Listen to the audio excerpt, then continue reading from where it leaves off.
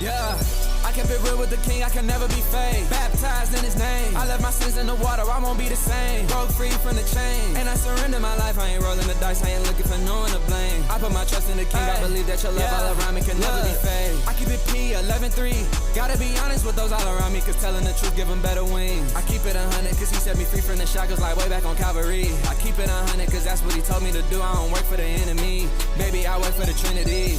Keep it 100, keep it real, keep it 100. Today I have with me such a brilliant mind, and we get to hear her story on how God encountered her and really just changed the trajectory of her life. My friend, Charlie, how are you doing today? I'm good, Jordan. How are you? I'm so great. I'm so happy that you're here today. I'm so glad that I get to be here. It looks amazing. Thank you so much. I wanted to get that living room feel. But Charlie, can you share kind of just your backstory and how you were raised, to kind of get to know you a little bit better? Were you raised in the church, and what did that really look like for you? Yeah, for sure. So I'm actually from the East Coast. I primarily lived in Connecticut for I guess the pivotal moments of my life. I have lived everywhere on the East Coast, from Connecticut and New York all the way down to Atlanta.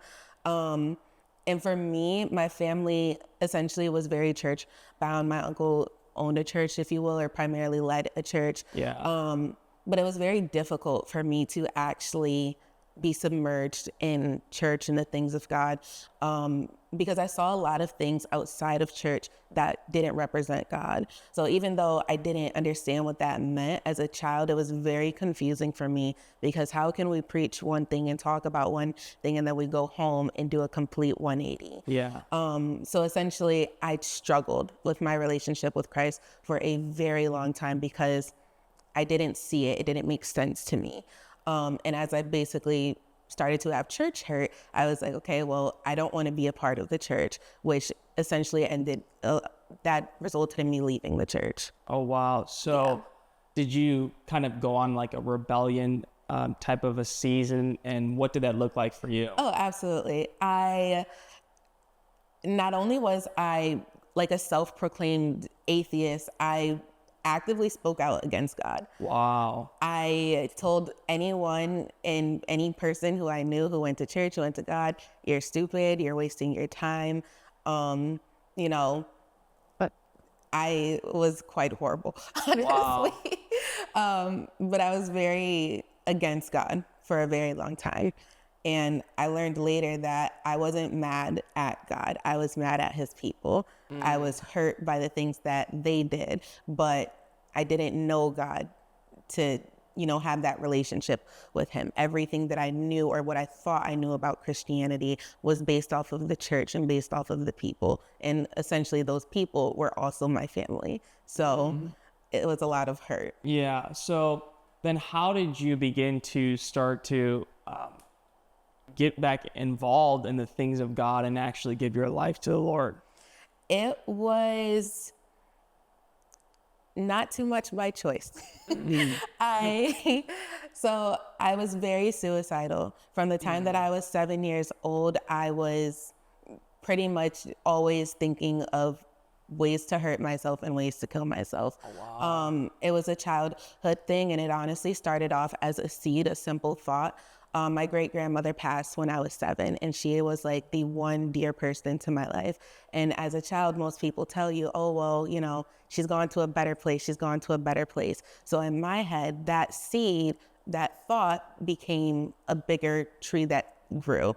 And every time that I would get hurt, every time that I would get in trouble, every time things went wrong, my instant thought was, okay, I just want to feel better too.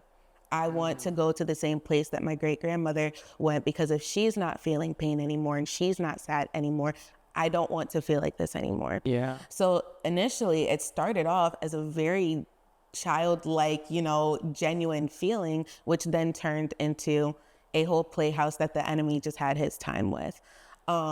So that mixed with not trusting God, not trusting the church, not feeling like I had anyone, I was just out here doing whatever. Drugs was like my go-to, smoking, drinking, parties. I did whatever I could to just feel something. For a very long time, I would say about 5 or 6 years, I actually grew up in the house that I was raped in, and I never knew how that affected me. I was never taught about, you know, sexual assault and different things like that. I didn't even learn that I was actually raped until I was about 13 or 14 years old. I didn't know what it was. So by the time that I had became a teenager, you're already going through your hot mess stages as a teenager, on top of learning all of these things about myself and not having any type of faith to turn to. It was a blend up for a crash out. Absolutely. So at that crash out, what did, you know, how did that forceful encounter with God come through? When I moved to Chicago, I moved here back in 2018, right at 2019, and I went to school for aesthetics. And my mom has cancer, and she was in a really bad place. She was in ICU for about 2 or 3 weeks. The notices from the doctors were not looking good.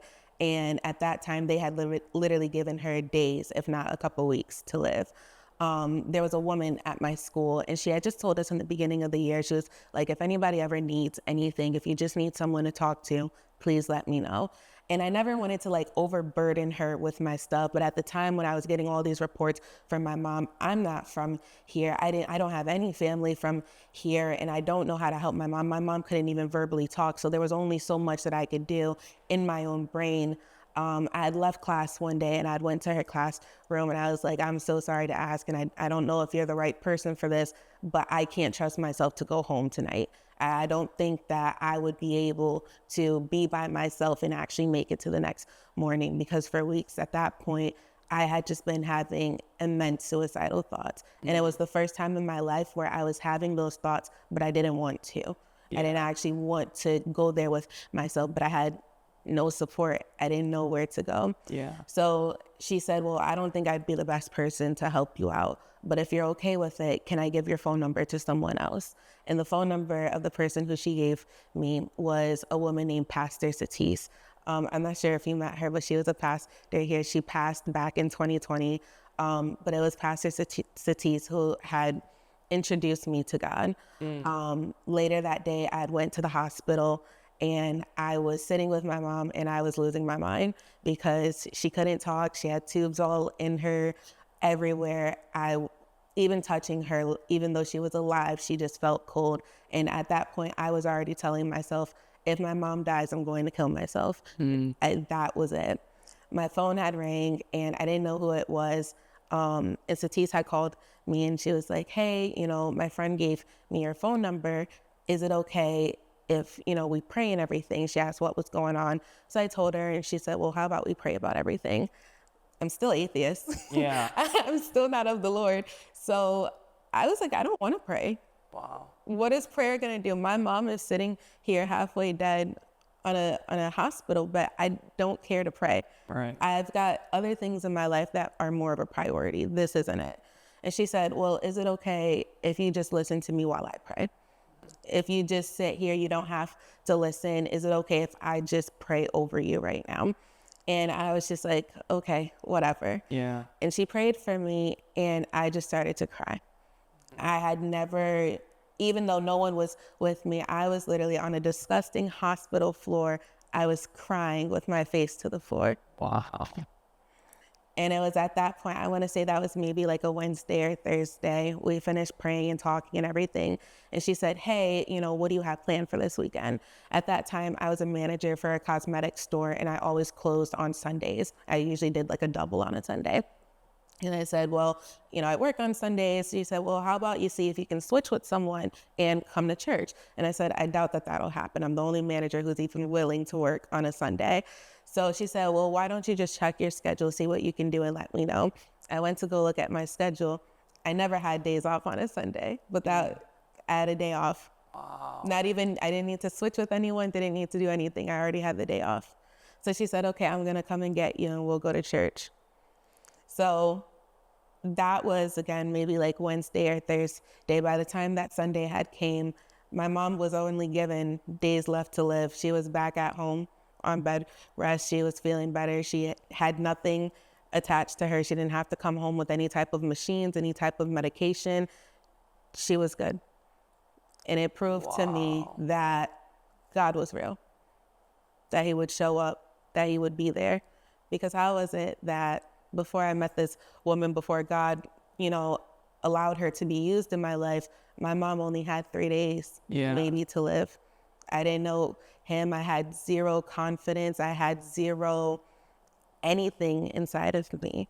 And just after one prayer session, a prayer that I didn't even want, a prayer that I was still rude and neglectful towards, she was trying to share the light of Christ with me, and I didn't even want it. And he still had enough grace with me to allow his works to be done. Look at God. What a story. Yeah. So then from that point, that's so powerful and so profound. What did you begin to do, and how did you begin to live after that moment where, you just saw, the grace of God really come through in such a powerful way? I came to Lighthouse Church that Sunday for the first time, and I stayed for both services. And the first service that I was here, but not all the way here, because it was like, wow, I'm in a church. Like, right. I'm actually back in a church. It wasn't until the second service where I was actually like consumed in, understanding what was happening. And everything at that point started to shift my life. I was just so open. Yeah. God really started to peel the layers of my heart and just expose to me myself and expose to me who he was. And even though it's almost like it's a level of excitement, right? When you go to church for the first time, where you start to build your faith, most of it is excitement, because you're like, wow, this is all so new. But eventually, sometimes that fire can burn out if you don't know how to actually keep the fire going. Right. I didn't know how to. So once things started to settle down, I was very confused. I didn't still understand, like, okay, well, God, I think you're there. Mm-hmm. You might be there, but like, will you stay there? Yeah. And for maybe at least a year and a half, I had no other prayer besides, God, please don't leave me. God, show me what to do. God, reveal yourself to me. Your word says that you're a provider, that you're a friend, that you're there, but I don't know that. I can't see that. God, if you really are who you are, prove that to me. Yeah. So for the first year of my faith, I was more than anything scared that God would go. Yeah. Because there's no way that you can tell me, a full-blown atheist, a hater of the Lord, like, how is it that you will save me? I couldn't understand that. I couldn't grasp the concept of grace. Yeah. And it was very challenging for me. Yeah. But that first year was very difficult. Once God started to reveal himself to me, and I saw the things that he would do in my life, and when I saw prayers, start to be answered, when I started understanding speaking in tongues, edification of prayer, all of those things, that was when I started to say, God, I see you. Yeah. I know you're there. Wow. That's so powerful. So you get saved, and you grow, and I believe that we all have that season of sanctification and kind of even wrestling with our faith a little bit, and being able to see what it really means to be a true believer in Christ. But what did you start to do, and like, what was your personal almost calling that you felt a weight on you for people in the world? I learned that younger women was just like the thing that I felt that God was calling me towards. Yeah. Younger women, mental health, mainly everything within that pocket, battling who you are, teenage depression, all of the things. And I didn't realize it, that even before I knew who God was and before he started working on me, he had already had me working in that ministry. There was a season of my life where I was literally living in a mental hospital because of like the amount of suicide attempts and things like that. I couldn't even be trusted by myself. In the hospital that I lived in, it was maybe about like 20 girls on each floor, if you will. And a lot of the girls who I was with, they were all like 13 to 16, a little bit younger than me. And I used to be so frustrated because we would have like a school set up. So your entire day, you have certain classes that you need to attend, and they all pretty much correlate to whatever challenges you may have. Drug abuse, family challenges, all of the things. I was the only person who had to go to every single class. And I was so irritated because at that time I didn't have drug issues. Yeah. So why am I in all of these classes pertaining to things that don't relate to me? And when I would sit in these therapy sessions with all of these people, the idea is that, you know, you would ask a question, you would chat, whatever it may be, and the therapist, they would intervene and kind of navigate things. When I was in those classes, the therapist never intervened. They would ask questions, but they would say, Charlie, what do you think about this? What do you think about that?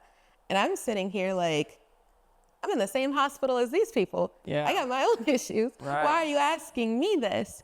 And I remember being so frustrated that I went to the head therapist one day. And I was like, what is this? Why do you keep having me, pretty much have me as like an acting therapist for all of these younger women? I'm also in the same position as them. This woman is a witch, by the way. She's a Wiccan witch or whatever it is that they practice. And she said, I don't know what it is about you, but God will use you in this perspective. Wow. Everything that you're doing right now, this is just the beginning for you. This is practice for you. You'll learn how to speak to girls. And even so, they listen to you. They relate to you. And you're able to speak things to them that they don't seem to get. And even though you're just saying words, it's deeper than that. Wow. So God was prepping you all along to be able to be in the position of ministering to people who were dealing with the same issues that you've dealt with and teaching you how to go through that. Charlie, this is a special moment right now, and I want you to just look in that camera and just speak to someone who's listening right now. Maybe it's a young woman of God, or, you know, someone who's dealing with mental health and how God truly freed you. My word for anyone who is struggling with any type of mental health, whether it be suicide, depression, anxiety, confidence challenges, even if you're just unsure about your next steps in life, if you allow God to mold you, to take you, to allow him to just have his hand over your heart, I promise you without a shadow of a doubt, he will move. You don't have to think about anything. You don't have to plan anything. You don't have to do anything besides just walk towards him. I tell my friends all the time, a lot of times we overthink it. We think that we have the answer for everything. You take one step towards God, he's going to take 3 towards you. I still have no idea what I'm doing half the time. But even in the times when I don't know what's going on, I'm saying, God, speak to me. Just tell me what the next thing is. Could you reveal it to me? And he says, I don't need to reveal anything. I need you to keep showing up. Yeah. Keep showing up. Keep being vulnerable. Keep that sanctification, that consecration between you and the Lord. And the honesty of saying, God, I don't know what's going on. I'm a hot mess and I can't do this by myself. He'll bless that. I love that so much. It's so powerful. Charlie, your story has been such an inspiration here today.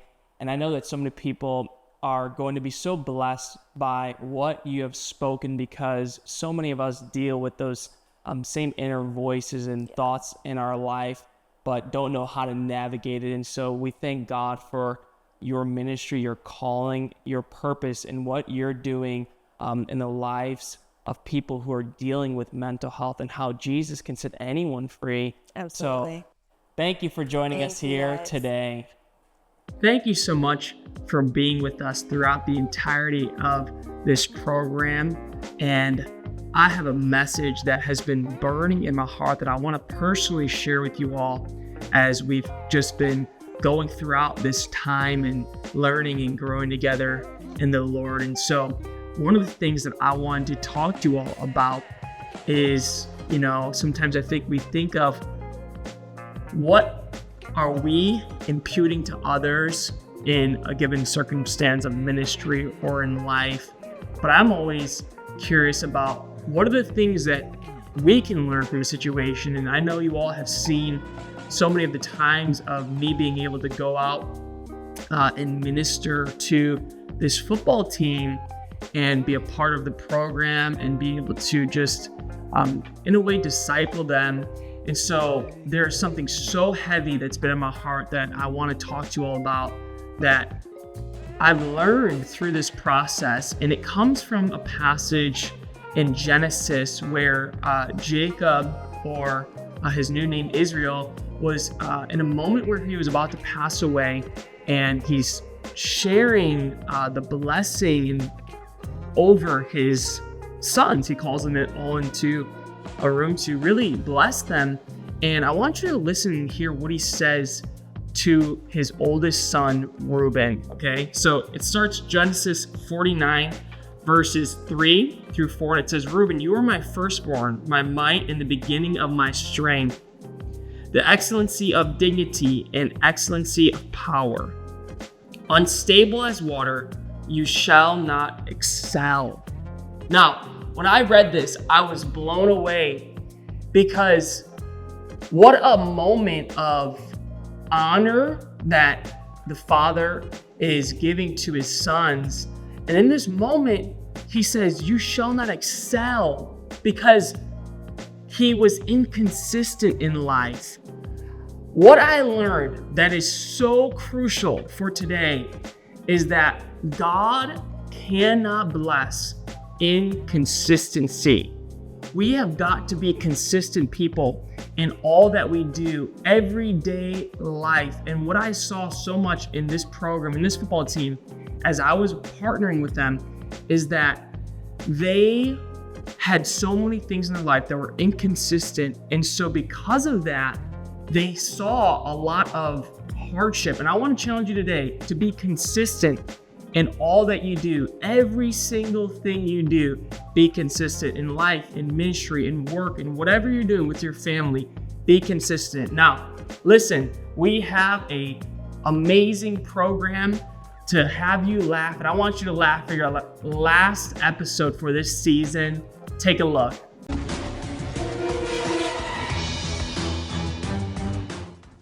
Concrete Mike. When he's not too busy finishing someone's new deck or driveway, he's competing for the world's strongest accountant. Darius. Darius did not want to disclose how he made his money. He kept asking if people were outside looking for him throughout the entirety of this program. Chess Chappes, aka Lori. Lori, the most successful shark on this panel. She says when she got a DNA test, it came back as 100% money. Sabrine. She is a multi-billionaire. That's right, with a B. She got all her money from investing in Yom Kippur down at the Lighthouse Church of All Nations. Pete Chappes, or aka Money Hands. Unfortunately, Pete was too busy making too much money to be on the rest of the show. I cannot believe I made it to this part of the round. Listen, I need this money badly, and I have a dream from the Lord about why. I just can't wait for the Sharks to hear my story. Hey Sharks, I'm here, and my name is Pastor Jordan Devitt. I am the Senior Global Multicultural Executive Producer Pastor of an amazing ministry.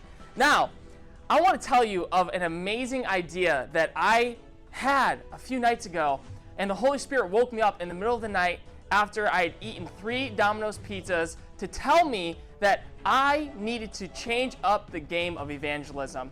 Now, in this dream, I saw a lake, and on that lake, you may think, what was I doing? I was on a jet ski. But how can I be on a jet ski and evangelize at the same time? Jet ski evangelism. I'm telling you, this is something that you've never seen before, and you guys need to be a part of this. And why exactly do you think that, sir? Well, we've never seen it happen before in the past. You know what? Just stop. This is ludicrous. And you know what? You remind me of Peter. Peter, you've surely taken your eye off Jesus, and you're gonna sink. Sorry. Okay, I don't know if I like this. Are you trying to evangelize to the fish, or? A little bit of both. Why is he wearing a suit on a jet ski? He's got to be professional about evangelizing. All right, guys. Thank you for your time. Hope you consider me.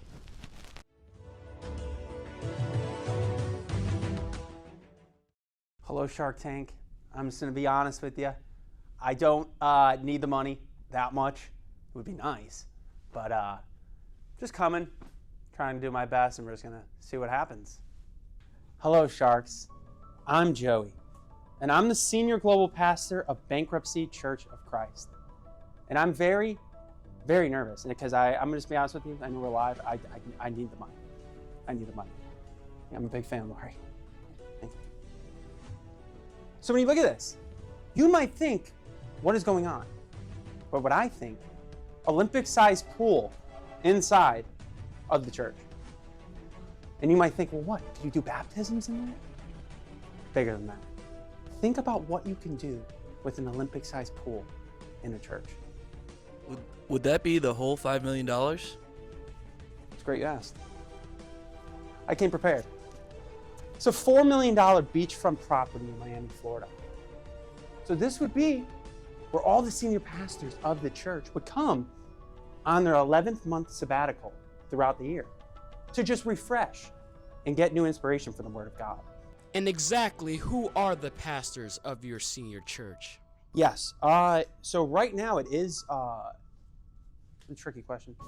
It is just me right now, but we would, I would be open to adding more in the future. So this would be my personal property for the start, but more for the ministry. You're going to hell. Okay. Hello, welcome back. We are so excited because you know what time it is. It is time to let the winner know that they've got that $5 million that you chose. You guys texted in and told us who you wanted to win.